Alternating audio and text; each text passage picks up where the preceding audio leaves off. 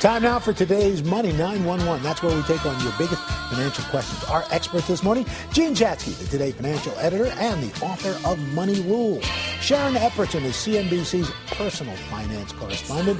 And Farnoosh Harabe is the host of Financially Fit on Yahoo Finance. Good morning, ladies. Nice morning. And you said our good buddy David isn't here. He got married over the weekend, so we want to say congratulations to David and Alicia. All right. Congratulations to them. All right. Let's start off. We're going to go to Skype. Frank is on the line. He's from Baldwinsville, New York. Good morning, Frank, and what's your question? Good morning, guys, and thank you. We're in the process of settling my wife's parents' will and estate. We're financially okay, but we'd like to use the money for a college fund for our 13 and 12-year-old kids. We're starting to get letters for life insurance settlements, and we're not sure where to invest, where to roll over the money without losing the majority of it to taxes. Gene, what do you think? Well, let me just make sure you say you're financially comfortable. Does that mean you're set as far as retirement is concerned? You've got enough money put aside for retirement? 401k, retirement fund. Okay. I got a couple more years to retirement. So. Okay. In that case, you want to look at opening 529 accounts for your kids. The proceeds should typically not be taxable unless they're coming from a life insurance policy that was associated with a group policy at an employer. So you can take the money, put it into a 529. You're in New York, has a very good New York State college savings plan. $5,000 for each, you and your wife, each year you'll receive a tax deduction on that, so that's a great way to go. And then the money can grow tax deferred until your kids, or tax free rather, until your kids go to college. All right, Frank, thanks so much. We appreciate it. Oh, now we're going to go to the phones now. I got Sue calling in from Simsbury, Connecticut. Good morning, Sue. Morning, and thank you. You bet. What's the question? Yes, last week it was mentioned that debt over 6 years old isn't collectible.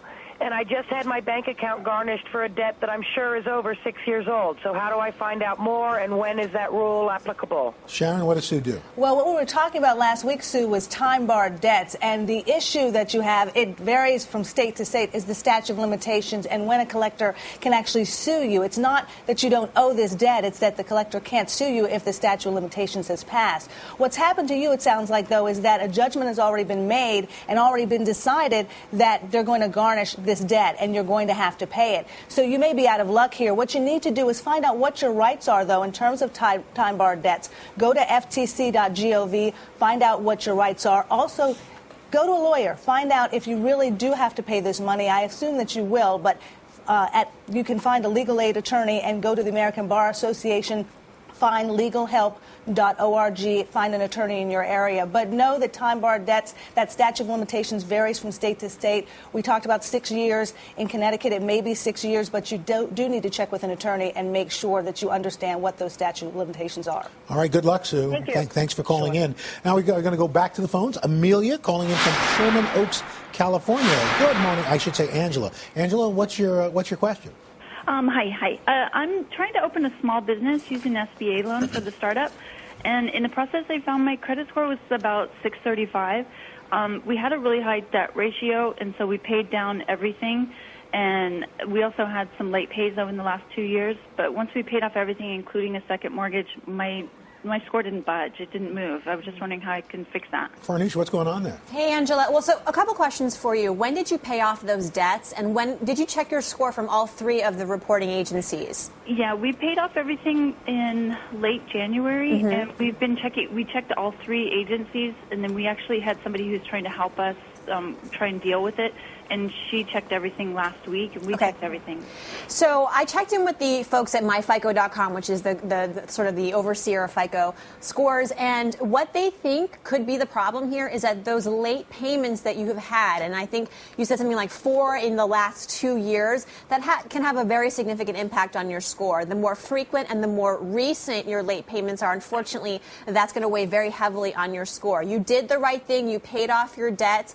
The reason you're not seeing an immediate bump is probably because those recent debts, those late payments rather, are still bogging you down. But just keep at it. Time will heal, and keep checking your credit score once a year at least. All right. It seems so simple to pay on time, Al, but it's such a big part of your score. It can be up to a third of your score. So you really want to make sure that you do that. All right. Yeah, well, it wasn't actually. Okay, well, good luck. Good luck, Angela. Thank you. And now we'll go to Skype. One last question. We've got Suzana Skyping in from Katy, Texas. Suzana, how you doing? Good. and you. What's your question? I'm a current student at a community college and plan to transfer to public university. Problem is my budget is limited.